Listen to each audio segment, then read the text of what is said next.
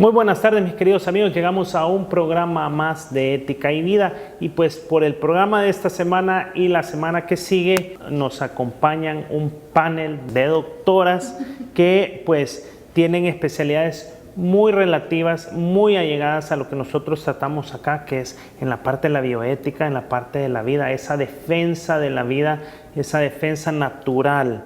Y entonces pues me acompaña la doctora Karina Mendoza, que es pediatra neonatólogo, la doctora Lisette de Buendía, que es ginecobstetra, y la doctora Jenny Chávez, que también es ginecobstetra. Buenas tardes. Buenas tardes. Bueno, entonces en esta tarde estaremos platicando sobre un poco lo que ustedes ven en su día a día, en sus trabajos, en la práctica que llevan, del ataque que muchas veces se da por legisladores, a veces se da por casas farmacéuticas que también pueden tener intereses y también pues por todas estas ONGs que vemos que están presionando este lobby muy fuerte hacia temas como el aborto.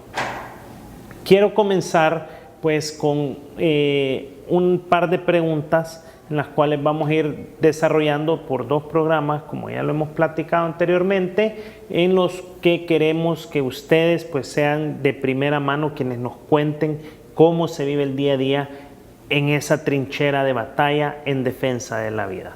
Vamos a empezar con pues la doctora Karina, que nos cuente un poco del punto de vista de un pediatra neonatólogo. Cuéntenos, para aquellos que quizás no tienen hijos, para aquellos que nunca han estado en una sala de parto ahí, cuando nace un niño hay vida, o sea, ya sabemos que desde antes hay vida, sabemos que desde la concepción, pero ¿cómo es esa experiencia como neonatólogo cada vez que usted recibe un niño en su día a día?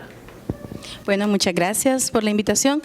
Bueno, ¿qué es? Es un milagro de vida, ¿verdad? Desde el momento de la concepción y a la hora que nace, pues el ginecólogo, ¿verdad? El obstetra es el que nos entrega el bebé a la hora de que nace y puede ser un bebé ya sea de término, que lo tenemos entre las 37 y 41 semanas o de 9 meses, que dirían las mamás, o menor de 37 semanas o menor de 9 meses, que es un niño prematuro.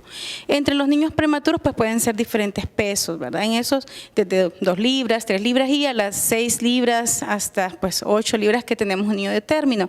Todos en sí son un milagro de vida donde desde que nos lo dan tiene que llorar, respirar. El llanto del bebé nos indica que está introduciendo oxígeno y que obviamente está tratando de liberar todo lo que es el líquido que tiene adentro de sus pulmones y donde ya pues hay vida desde él. Si hay un caso en el cual pues cuesta que llore o no respire, donde entramos nosotros como neonatólogos a ver qué sucede, a darles maniobras, a secarlo, estimularlo y ya llega un momento que si realmente no respira, que puede ser un niño de 9 meses también como un niño prematuro, donde nosotros intervenimos para que ellos puedan respirar o pues lo ingresamos, ¿verdad? Si ese es el caso que es necesario. Como les digo, puede ser un niño ya sea de término o de 9 meses o un niño prematuro. Ahí siempre hay vida donde pues ya hubo una unión, una concepción, como habíamos dicho previamente, y al nacer pues nos encargamos nosotros como neonatólogos de la atención del bebé. En este caso, si todo está bien, es un niño de 9 meses, llora, respira y todo, pues se lo entregamos a la mamá para que continúe con ella, y si es un niño delicado, el cual requiere cuidados o atenciones más especializadas, se queda con nosotros ingresados en los cuidados especiales, ¿verdad? Un niño prematuro es un niño que está en riesgo hasta cierto punto, sí, pero en el promedio de niños prematuros que usted recibe, ¿viven o mueren? Un alto porcentaje viven, ¿verdad? Sí, viven. Los que son demasiado prematuros extremos, que llamamos nosotros menor de 1000 gramos, hay ciertos factores que pueden afectar las infecciones de la mamá o enfermedades de la mamá, pero en su mayoría estos bebés para mí son grandes guerreros, les llamo yo, porque entran a las incubadoras, empiezan a vivir, ¿verdad? A través de aquellas máquinas que nosotros los conectamos y muchos de ellos viven. El más pequeño pues que hemos tenido es de 490 gramos, perdón, y es una niña que tuvo de nombre Milagro, ¿verdad? Milagrito, pues ya tiene varios años esa bebé, esa niña pues ya ahora ya grande y ahí van, ellos viven y algunos sí, ¿verdad? Sí mueren, pero hay otros factores agregados, infecciones en la mamá o infecciones que ellos adquieren también en el hospital y pues pierden la batalla en ese momento, pero hay un alto porcentaje de niños que sí no sobreviven.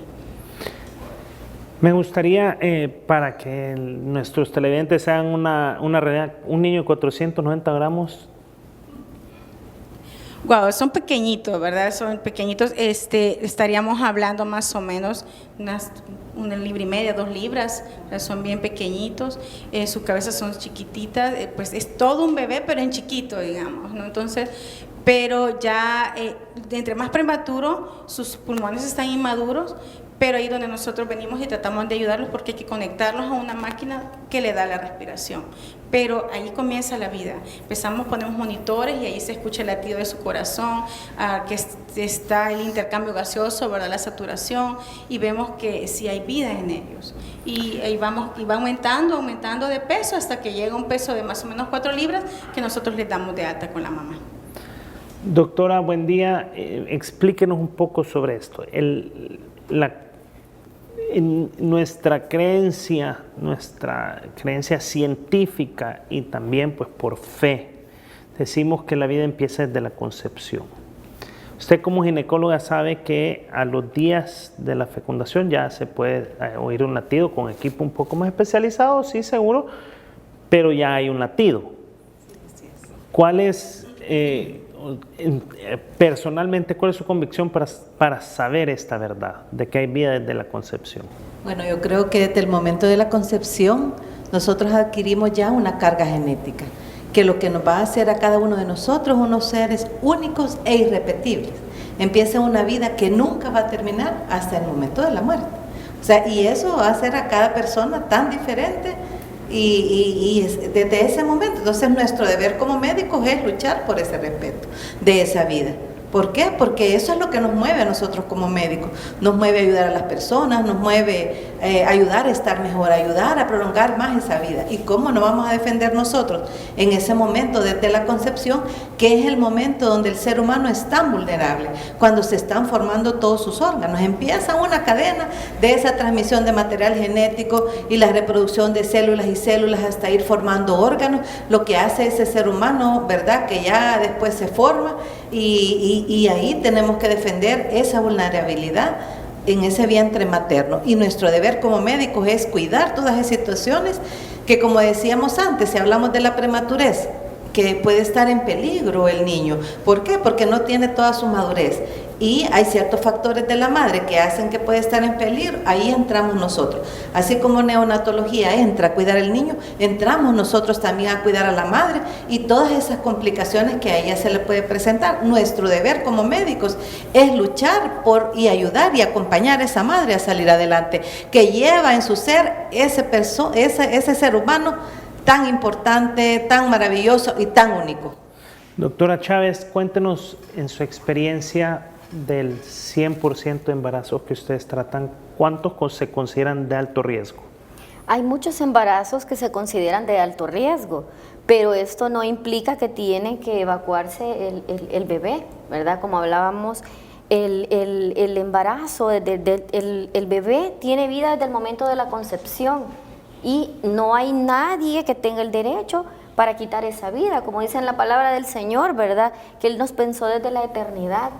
Entonces, cuando nosotros hablamos de un embarazo de alto riesgo, hay muchas patologías que pueden darse, por ejemplo, pacientes con hipertensión arterial, hay algunas cardiopatías, ¿verdad?, que pueden dar un embarazo de alto riesgo, pacientes diabéticas, son llamados embarazos de alto riesgo, pero eso no implica que tenga que abortarse este bebé, ¿verdad? Entonces, hay un trasfondo para lo que ahora se está dando de querer promover lo que es el aborto. Siento que hay un trasfondo político y económico de muchas instituciones internacionales que han querido venir a nuestro país, ¿verdad?, a querer vender esa idea de promover estas causales, ¿verdad?, como es el embarazo de alto riesgo y las violaciones.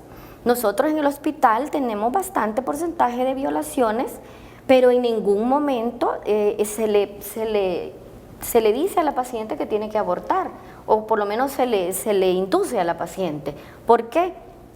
Porque el embarazo, el bebé tiene todo el derecho, igual que la madre, ¿verdad? El bebé también es una víctima y por lo tanto él tiene el derecho de nacer. Entonces, estas causales, a mi punto de vista, tenían un trasfondo político, ¿verdad?, en el que estas instituciones querían intervenir en nuestro país y hay muchos médicos que se han prestado a participar dentro de esto también por lo que es el poder, ¿verdad? La política y el dinero. Pero en sí lo que es un embarazo de alto riesgo no implica la necesidad de tener que abortar al producto, al bebé.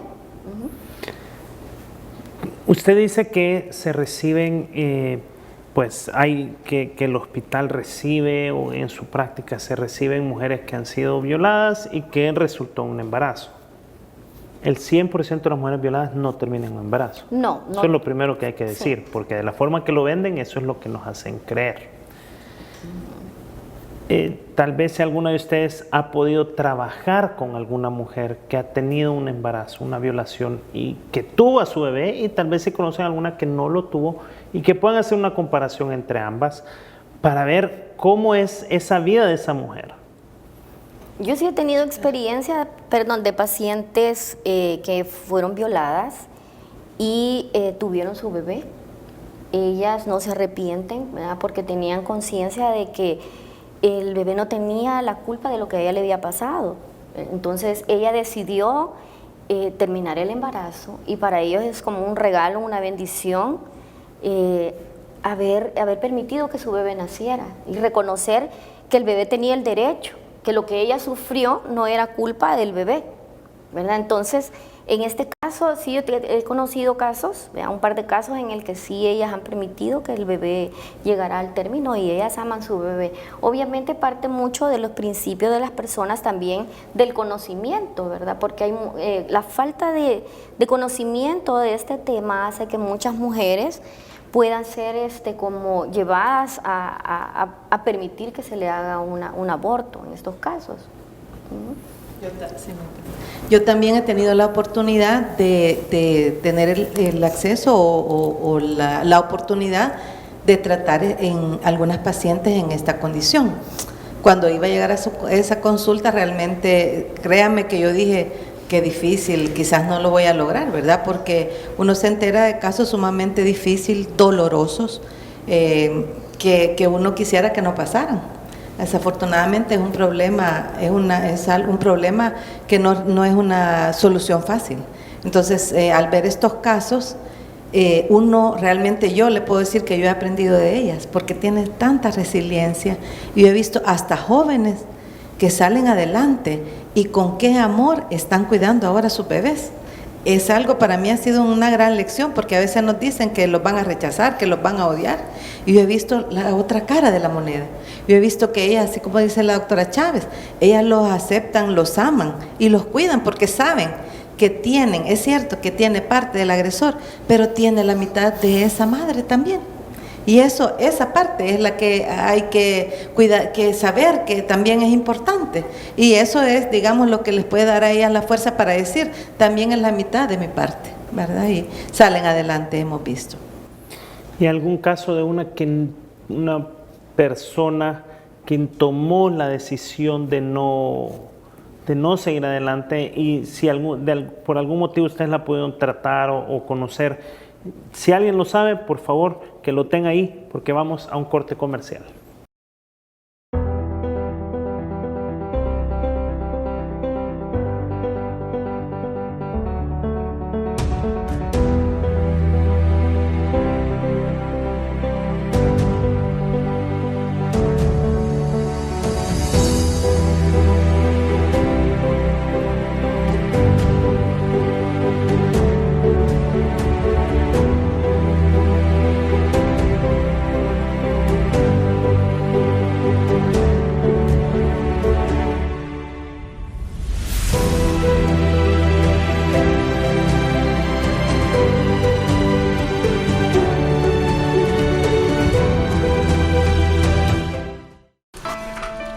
Siempre está de tu lado. Espera por ti. Te muestra señales. Te alimenta. Seas como seas, hagas lo que hagas, estés donde estés, Dios siempre te envía señales. Sintoniza tu nuevo canal católico. TVK, la señal que te transforma.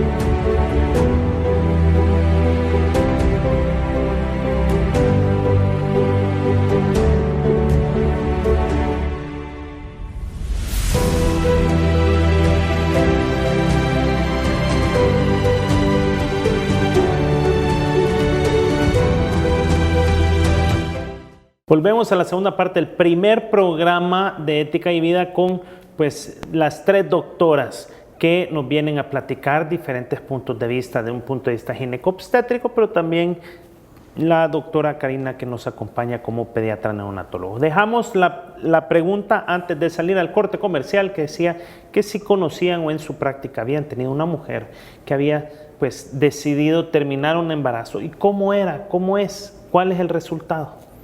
Cuando una mujer decide terminar con un embarazo por cualquier razón que ella lo haya hecho, el estrés posaborto es algo que lo lleva a tener una vida llena de mucho dolor, de mucha culpa.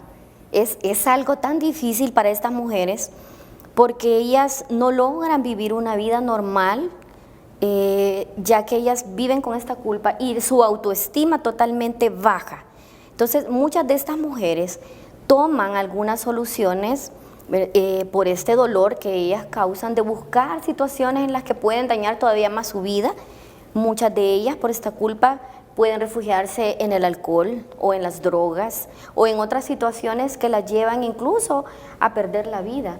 He conocido muchos, yo como también soy servidora de una comunidad, he visto en muchos retiros espirituales, ¿verdad? Y conocemos muchas mujeres que llevan con mucho dolor, con mucha culpa, y es bien difícil que ellas solas puedan salir. Muchas sí buscan de Dios, buscan sanar y reconciliarse con Dios, pero muchas no tienen la oportunidad y hay muchas que terminan mal en su vida y otras pueden terminar hasta suicidándose.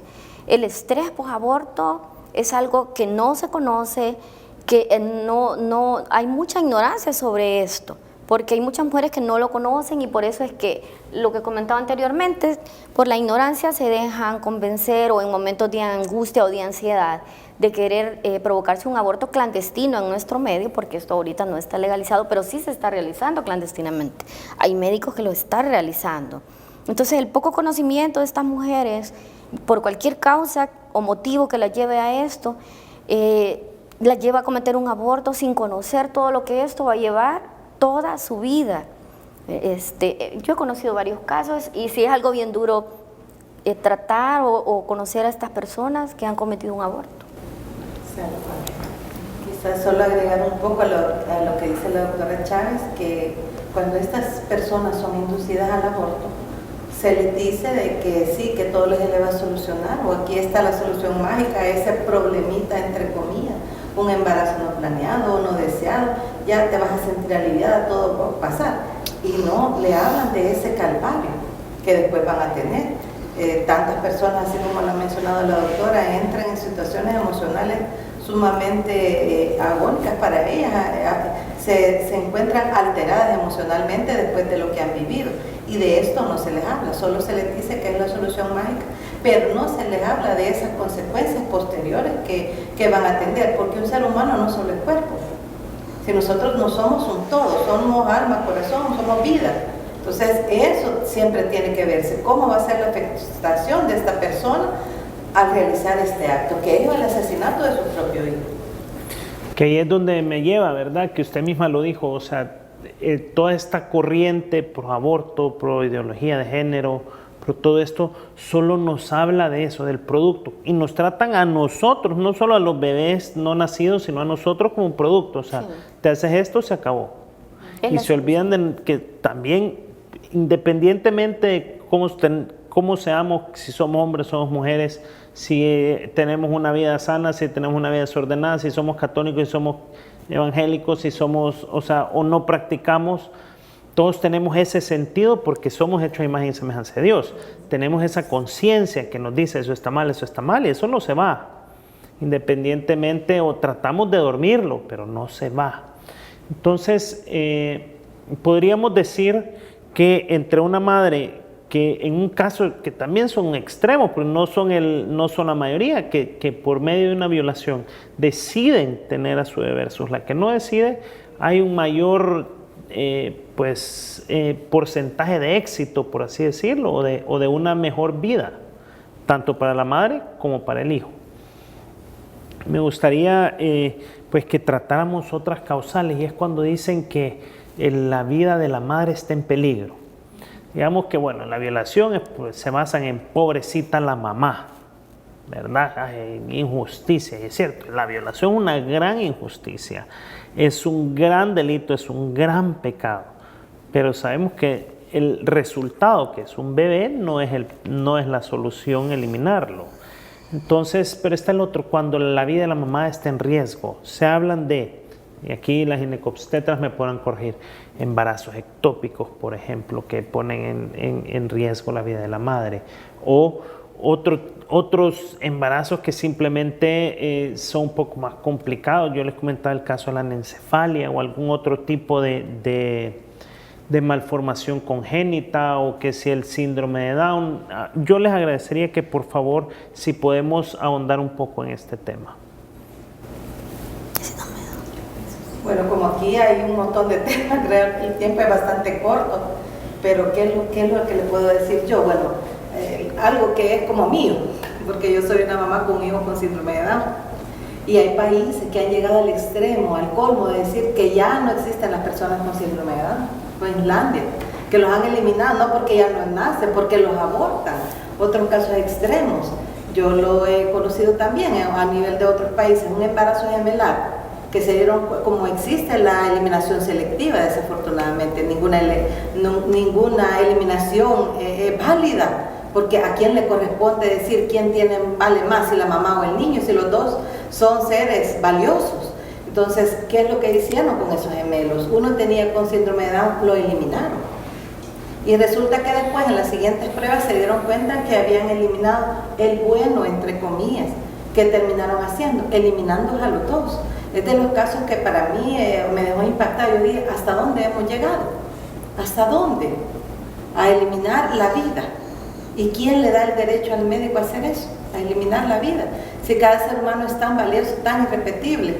Y ese podrá poner un ejemplo, ¿verdad? Y con respecto a lo que dice usted, que las pacientes pues están en peligro de vida, existen ahora unidades de cuidados intensivos en las cuales hay grandes equipos de especialistas, cardiólogos, neumólogos, los mismos intensivistas, que están dando todo su aporte, se reúnen en equipo, en los casos especiales hacen un análisis de los casos para dictar las mejores pautas de manejo, darle los mejores medicamentos para sacar adelante la vida de las pacientes y estabilizarlas y poder prolongar ese embarazo por lo menos hasta las 34 semanas, ¿verdad, doctora? Que es cuando ya el niño va a tener una mejor sobrevida. O sea que esa lucha siempre está. Entonces, es decir, que porque tiene una complicación vamos a eliminarlo, y entonces, ¿y el esfuerzo médico dónde queda? Y todo ese trabajo en equipo, ¿dónde va a quedar? Que se está realizando. Y eso la gente tiene que conocerlo. Idealmente la mujer debería de iniciar un embarazo estable en sus patologías de base, porque nadie le puede negar el derecho a ser mamá a aquella paciente que lo tiene.